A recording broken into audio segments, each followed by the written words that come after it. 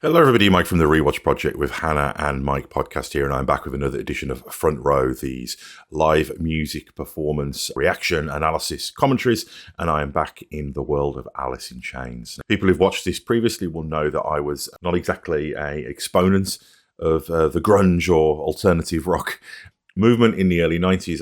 I very much waved the flag for the 80s hair metal, kind of melodic rock, sleaze rock, glam rock, scene, your Poisons, your Motley Crues, all of those groups.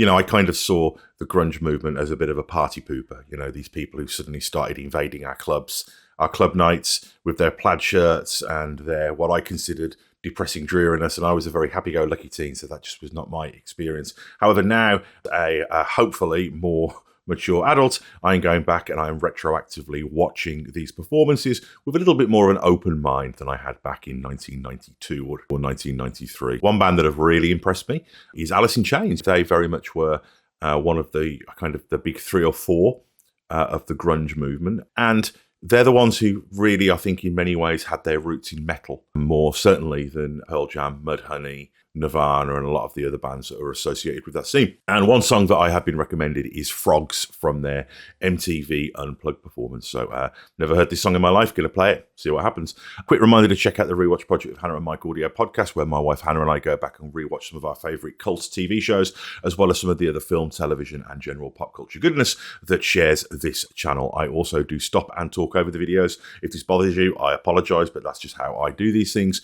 And I would strongly suggest that you go back and you watch this performance in its entirety before I talk all over it, pause it, and just generally ruin it. So yes, FROGS, Alice in Chains, let's take a look.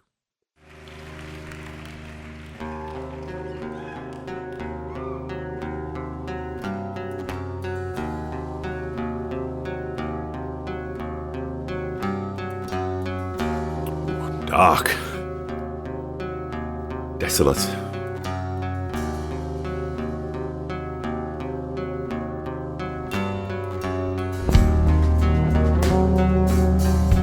Such a great rhythm section, this band. That bass sounds very early 90s.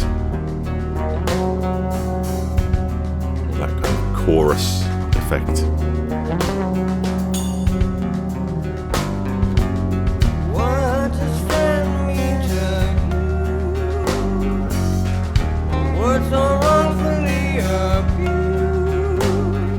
Nice falsetto there.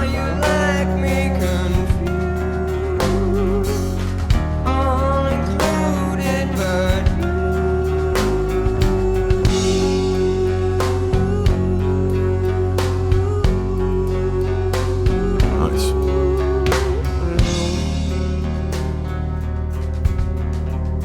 Yeah, this theme of loneliness and isolation is something that I've felt as much as interpreted in these performances, whether it be the Live at the Moor performance that I've watched a couple of songs from, which is much more of a traditional rock concert, and the way that that's filmed with, the stark black and white and the singer very much isolated and them kind of together but separate as a band. And, the lyrics here as well, of course, but there's just something about this group that really captures that feeling of alienation. And I guess that was something that was really being tapped into and resonated with young people in the early 90s. But so far, great, dark, very tight performance with a very, very emotional and technically pretty damn good vocal as well.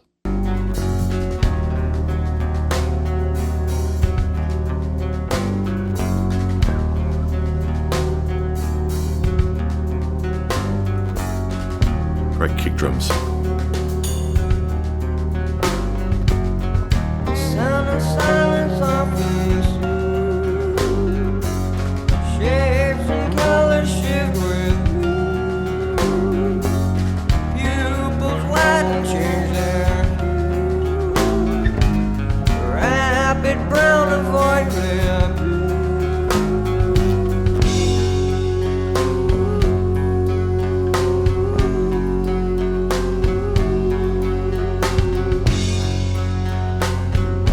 I don't think that Alice in Chains would appreciate the soft rock music thing that we've got here. A couple of things that really stand out about this band. I've now watched, I think, 4 or 5 of their songs. so still very much a novice, but there's a really interesting dichotomy of musicality and raw feeling. You know, it's kind of this strange crossroads of the kind of DIY, you know, the integrity of rawness that you get with music like folk music, you know, Appalachian folk music and blues and punk rock. But they're such great musicians. I mean, this drummer, you know, gosh, it feels like every member of this band is a secret weapon. And then you've got this vocalist who isn't a Freddie Mercury, Axl Rose, Meatloaf kind of vocalist, obviously. But at the same time, is able to really carry some sophisticated melodies with incredible feeling and authenticity. And I think that that's really special.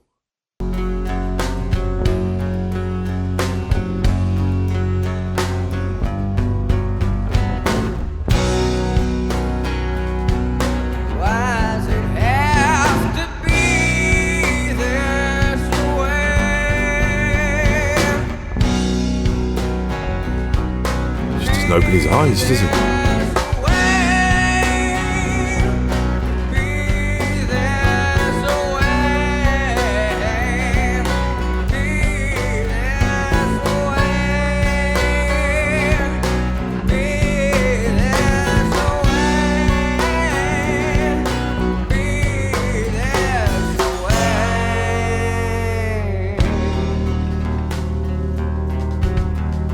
The other thing I think that adds to the darkness and desolation of this song is there's a genuine feeling of hopelessness or resignation.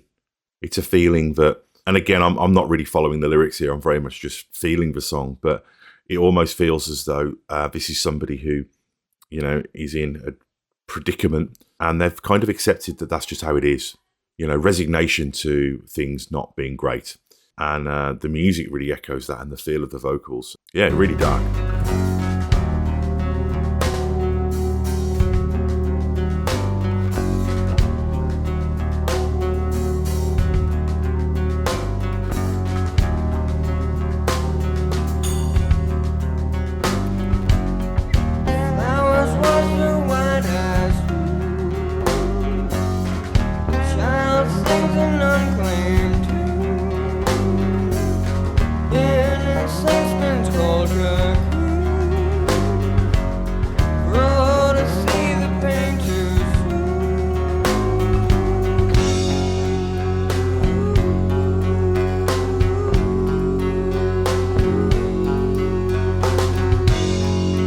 I might have said this on one of the previous performances, but one of the things that's great about this is it's such an introverted performance.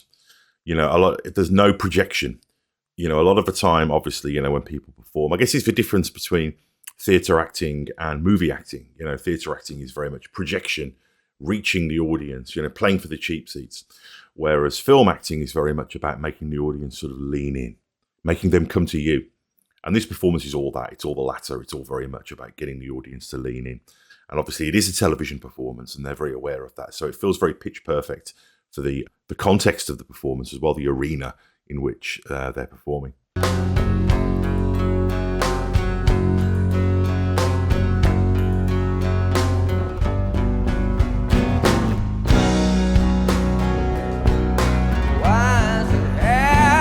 eyes are open.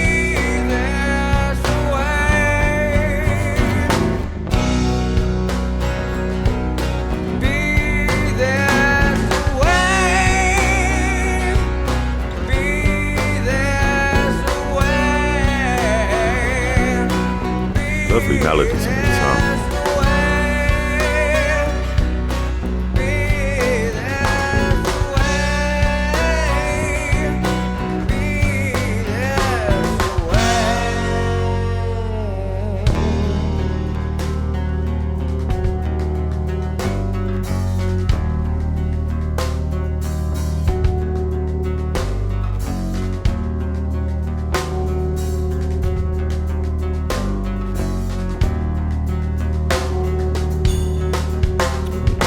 Forced harmonics on the bass.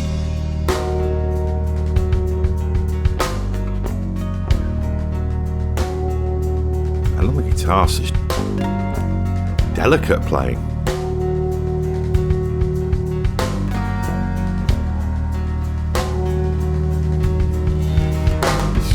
stuff. 7 a.m. It's like a bullet mic.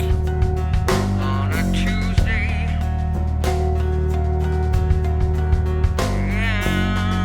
in August. Interesting. Next week I turn 28.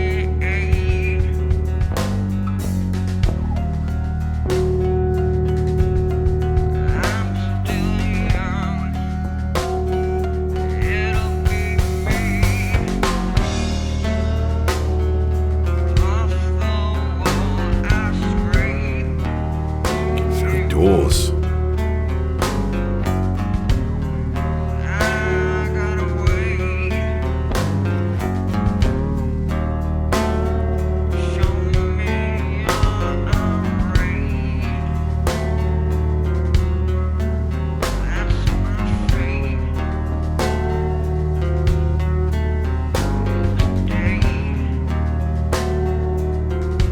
They're locked in there, aren't they? Never gonna fuck with me again.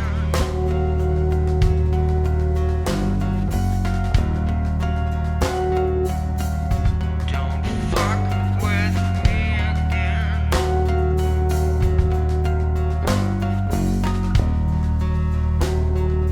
That one goes out straight. You Is that that?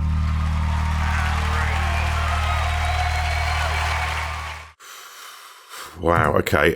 Yeah, that's tremendous. There's so much going on there. Again, it felt very Doors-esque at the end. The band just vibing and the spoken bit and the kind of almost jam band feeling of all the harmonic pops that the bass player and the guitarist were doing as well, and this sort of circular riff or rhythm with these dark sort of somber minor chords as well. The bullet mic as well. It's just, yeah, what a great performance.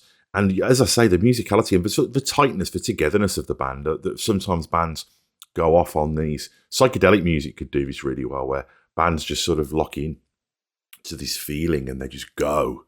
And it felt like that there.